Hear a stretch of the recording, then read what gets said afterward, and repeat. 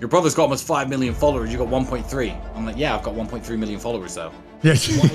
But the key to it is, I am proud of Andrew. Exactly. Why are you trying to climb up there by yourself? Who but your brothers, who but your family should you be teaming up with? And I thought, you know what? If I had 10 brothers, I'd take over the fucking world. Why are you able to mix family and business, but most people can't? He said, look, white people are stupid. How lonely is the journey to the top? And what has imploded a lot of family wealth is this whole single parent thing, in my opinion. And by the way, I'm saying this because I got 3 kids with 2 different mothers. Yeah, you might call me whatever the case may be. You can judge me, all that stuff. But listen, I want you to learn from my mistake. So at my expense of you learning and you dropping your negative comments on me and trolling me, learn from me.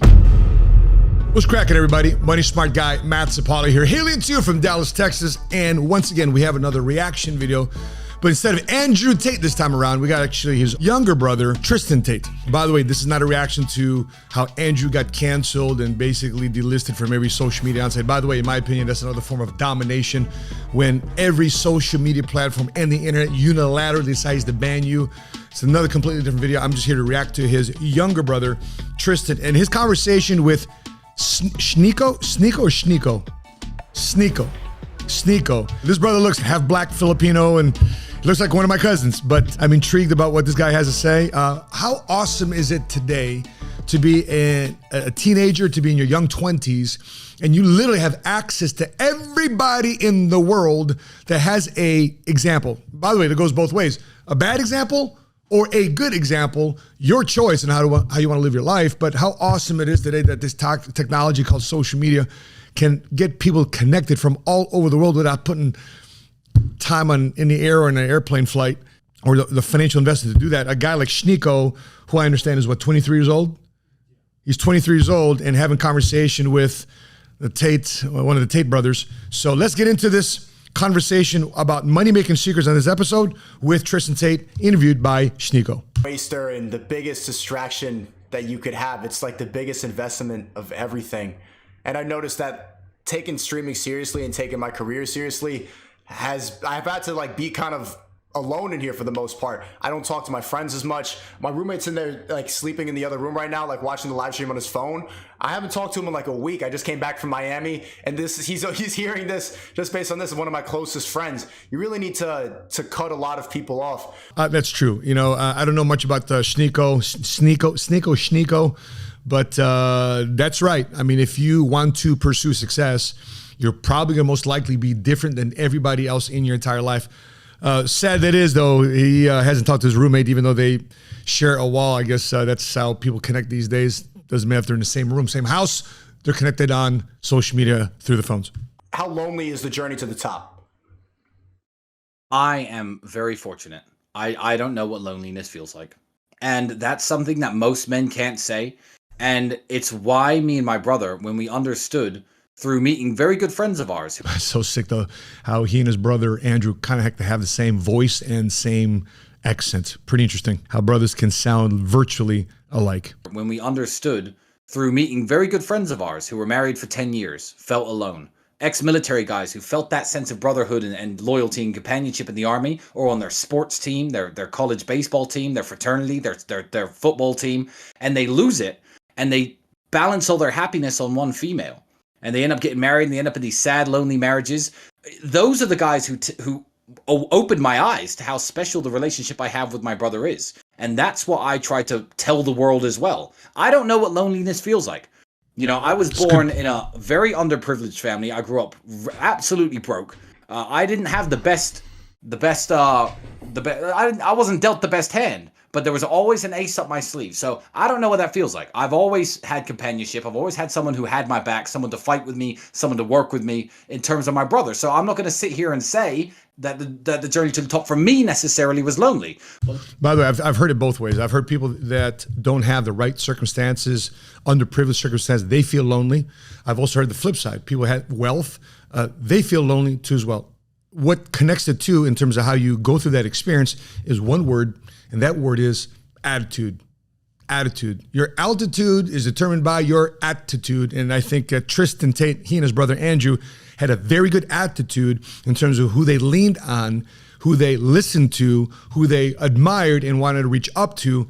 I think that was their attitude that allowed them to not be lonely, because oftentimes, especially the men, when we don't have the right answers, when we don't have the right associations, when we don't have the right relationships or the best things going for us, it's easy to get back into our cave and not talk to anybody else, or get back into something that we can just work with our hands away from any conversation. Your journey getting through whatever you're going through to get to the top of whatever level that you're at, to get to that level, you have to have a right attitude, because that right attitude will attract the right people, the right skills, the ability to want to acquire the right skills, and the opportunities will present themselves. But because if you don't have the right attitude and an opportunity presents itself to you, you won't even recognize it.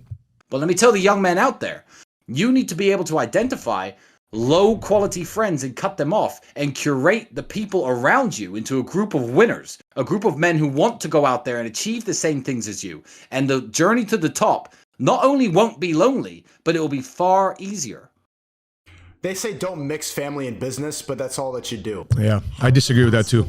I love family and business. Why are you able to mix family and business, but most people can't?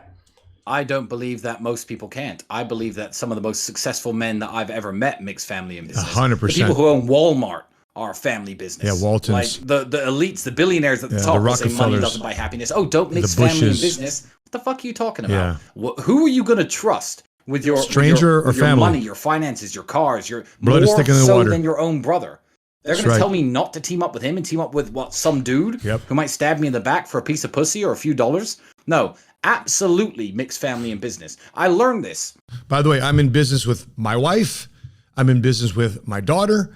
I'm in business with my mother. My cousins just started coming on board business after 23 years. So I've been patient. In the meantime, I wasn't waiting for any of them. I decided to lead the way. But here's the thing too as well. In the meantime, I've made more money with strangers than I ever had with friends and family. A lot of my cousins, I don't have a brother. I have a younger sister who sometimes is my bigger sister, but I've made a lot of money with her, through her, because she's introduced me to some relationships that have provided themselves to be very fruitful, because my sister knows what I'm looking for. My mother, she discerns basically on who I should associate with and not associate with, because for me, my personality type, I like everybody. My mom's like, I don't know, man. By the way, the weird thing is, my wife is the same way too as well. So my cousins, Leon, he just came on board in business with me, and he just got licensed. He's a nurse, Filipino, right? He's coming on board with business, coming in like gangbusters into the financial services insurance industry. So I 100% recommend, if you can do it, go in business with your family. Now, just because of your brother, your sister, your wife, your husband, doesn't mean that automatically they're going to think the way you think. You still got to sell it to them, and don't take it so personally that they don't listen to you. You still got to sell them a vision. Still got to sell them a formula. You got to sell them why you're deciding to invest in this particular endeavor the way you want to see yourself in the next 5, 10, 15, 20 years. You got to sell that vision. And don't be disappointed if they don't buy into that vision right away. In the meantime, they're going to see you work. They're going to see you grind. They're going to see you put the time in to acquire the skills, to shake the right hands, to be at the right conferences, to be at the right meetings and reading the right books. They're going to watch you do that. So if you find yourself with family and friends that don't listen to you, don't stop. Don't wait. You're not looking for their validation. God gave you a dream in your heart, your vision. He gave it to you, specifically to you. It's not for everybody else to understand. That's why God gave it to you. I'm going to go off on a tangent here. I learned this from a Muslim brother of mine, Bali, from Luton. He was a lawyer at your age. He was your age when I was still completely broke.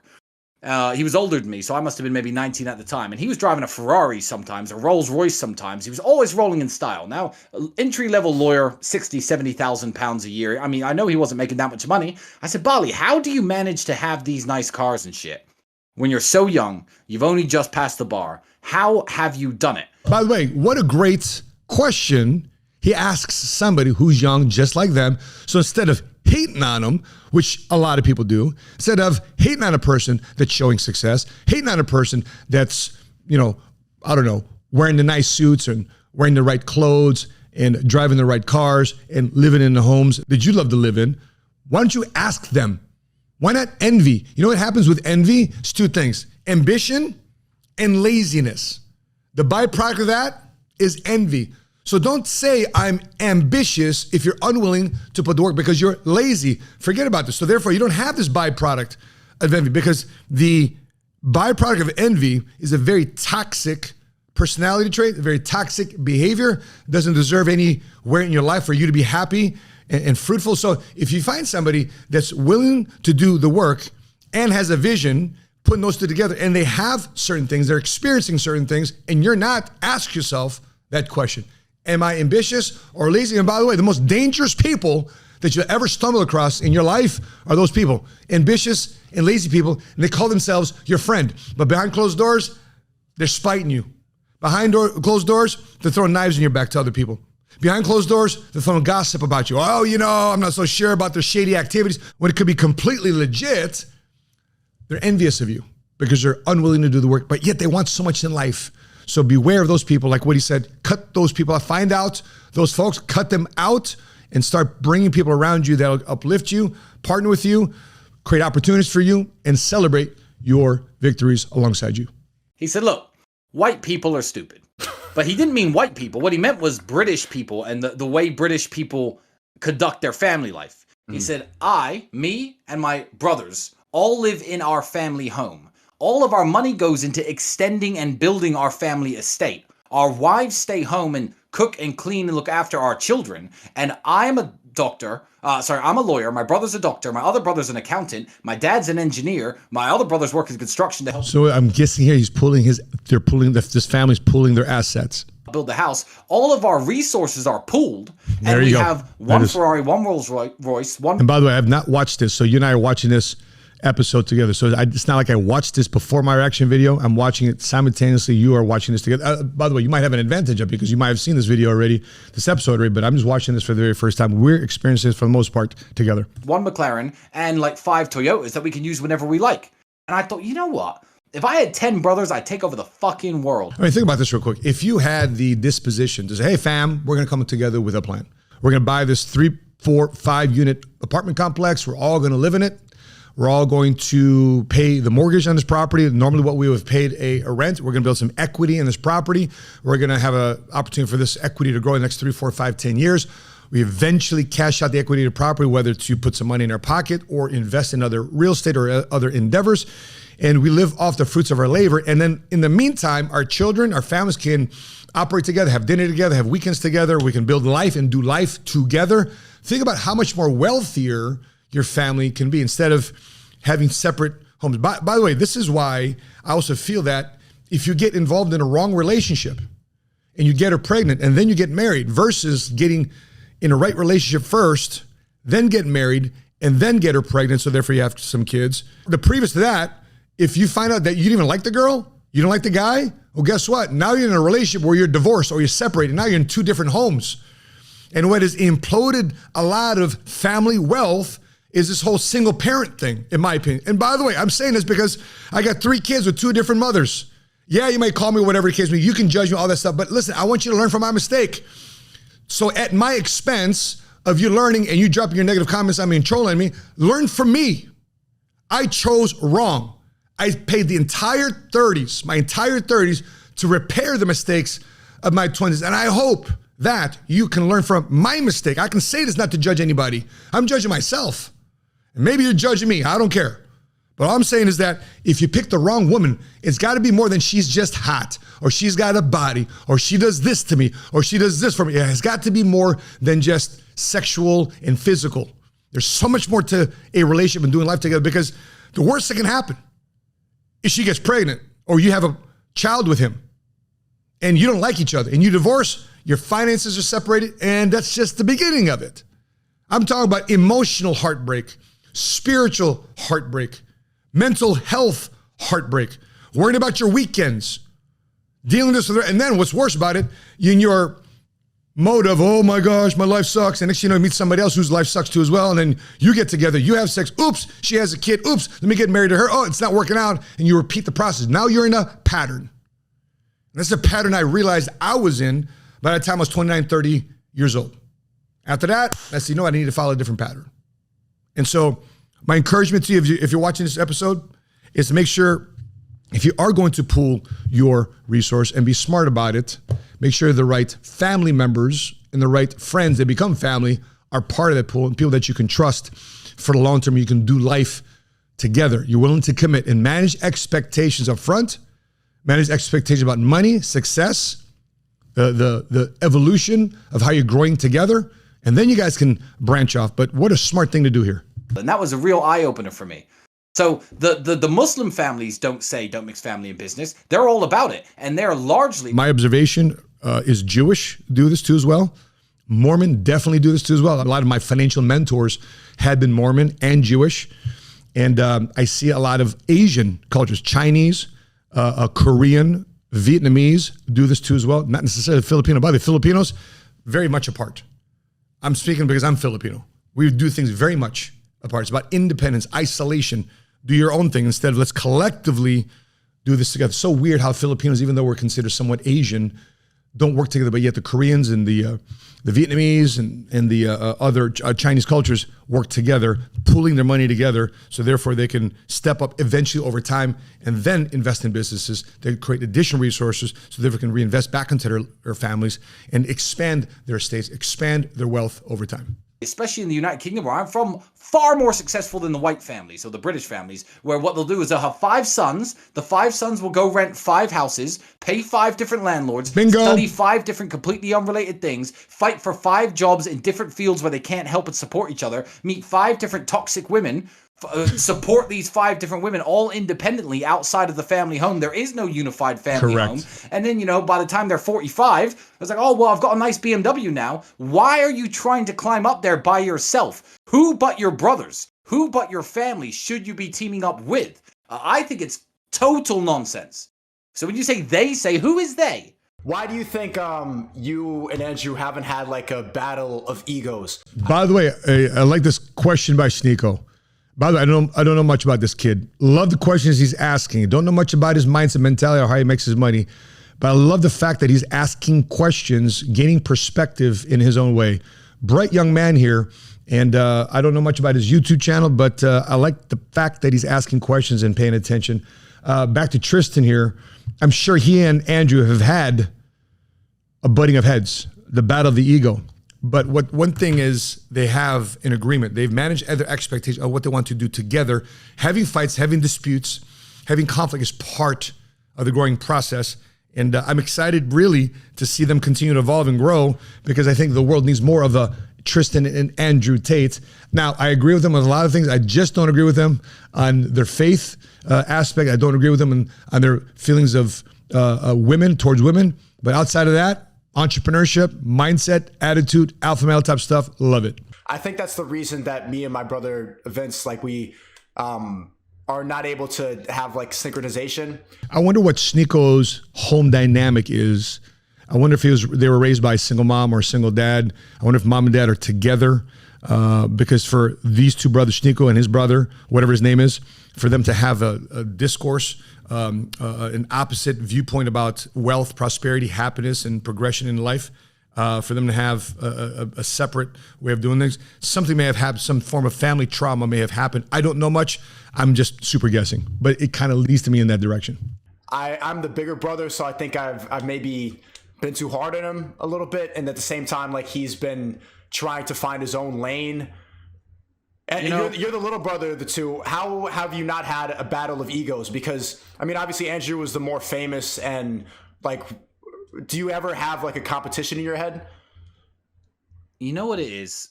One, it's that I do very well of my own account. So nowadays, a lot of the haters will message me, your brother's got almost 5 million followers, you got 1.3. I'm like, yeah, I've got 1.3 million followers though. Yes. Why do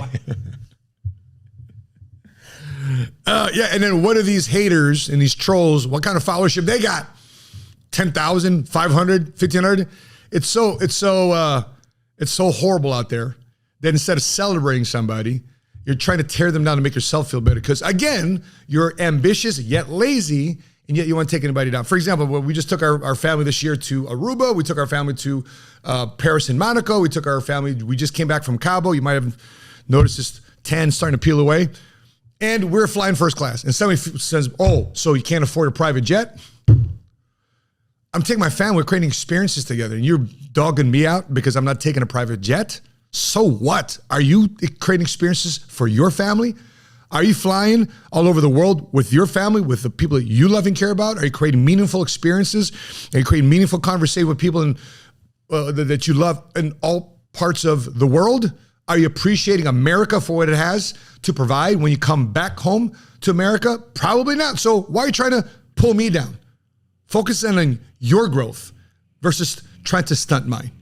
Why do I have to add what Andrew has into it? Yeah. And all of our, Right. in terms of net worth, it's exactly, all of our businesses, all of our cars, all of our homes are shared, and they always have been. And we made the money before YouTube. We started making money before YouTube. So our net worth is completely equal. But it's not just the fact that I am very secure in and of myself as a man. I'm strong, I'm fit, I had a good fight career, better than anyone who hates on me. I'm richer than anyone who hates on me. Got more followers than 99.9% of the people who hate on me. Yeah. So the comparing myself with Andrew doesn't do much. But the key to it is, I am proud of Andrew. Exactly. Man, these Tate brothers are going somewhere, man. And by the way, if you have this type of attitude, because this is a reflection of not them, whether you celebrate them or you try to pull them down, it's not a reflection on that. It's a reflection on you. It's a reflection of your attitude and how horrible your life is. Celebrate people's success and victories for crying out loud. And ask yourself, what do I need to do to get on that level? Because damn, I'm next. Why troll somebody? Why dog somebody out when they're successful and are climbing up? Be happy for them, because eventually you want people to be happy for you, right? He is my brother. Oh, he's the 4-time kickboxing world champion. Oh, Tristan, you're only the 2-time European champion. I don't care if I was a 0 champion. My brother's the 4-time world kickboxing champion. I am happy for him. Mm-hmm. Oh, he's blowing up all over the internet right now. He's exploded far more than me. More people know his name. By the way, ask yourself this question. When you saw Andrew Tate blowing up all over the internet, you know what I asked myself? How is this guy doing this? Not who is this guy? What a fool, what an idiot. I'm asking myself from a strategic standpoint. How is this guy doing? This guy is out hustling me, out working me, out relationshiping me, out handshaking me. How is he doing this? What is this multiplier? How is he getting people to celebrate him and share his content? Were you asking yourself that question? Or were you like, oh, what an a-hole. What a jerk. You took it at face value instead of digging deeper. So that's the difference between people who are going up and rising up in the world versus you just staying where you're at, or even worse as years go on, is what do you ask yourself? Are you here superficial, or are you asking the questions 3, 4, 5, 10 levels deep? Again, the choice is yours based on your attitude. I am proud that that's my brother and he's doing so well. So it's not just setting your ego aside. Keep the healthy competition. Keep your own personal ego. You and your brother should both be trying to do well for yourselves. Yes. Independent of comparing each other, comparing to one another. But also, if your brother now launched some stream and had some YouTube channel with 20 million subscribers and you stayed exactly where you are, that doesn't matter. Your brother has a 20 million subscriber YouTube. Fucking give him a round of applause. Give him a pat on the back. Buy that man a fucking drink. Like, in what universe should you be mad about that? People hit me with that all the time. Oh, you mad your brother has more followers than you?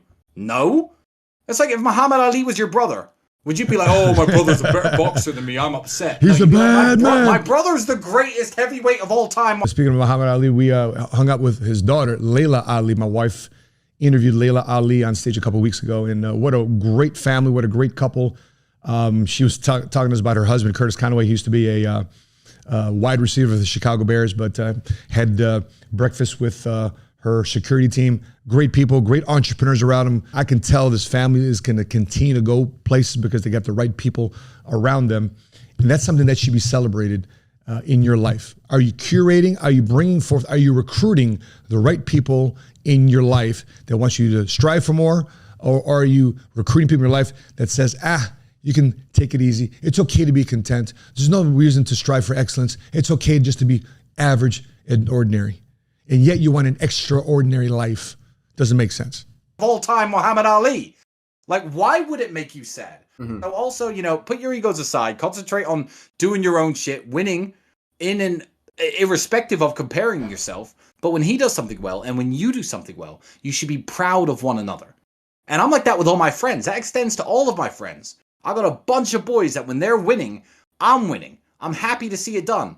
My guys will buy new watches, new Rolexes. new suits, new shoes, new cars, new houses, new homes. And I don't think, oh, well, that watch is better than the one I'm currently wearing. I think, fuck it. My boy just bought a $100,000 Rolex. Yeah. Good for him. Yes. Good for him. Those are the 3 words to sum it up. I love it. Funny thing, I coach people in the area of personal finance and entrepreneurship all across the country. I've spoken to thousands of people, whether from stage or over cigars, small groups, mentorship groups. We go to retreats at different homes and places all across the United States, all across the world. And one of the weirdest things I got to teach people is how to learn how to celebrate other people's success. Instead of comparing, compete. You compete with you. It's you versus you. Ask yourself this question. So what if somebody's ahead of you? They're ahead of you 5 times, 10 times, 100 times ahead of you. Are you competing to say, hey, if they can do it, I can do it? And why aren't I doing it? Because at my level, I can get a better credit score. At my level, I can put some money in the bank.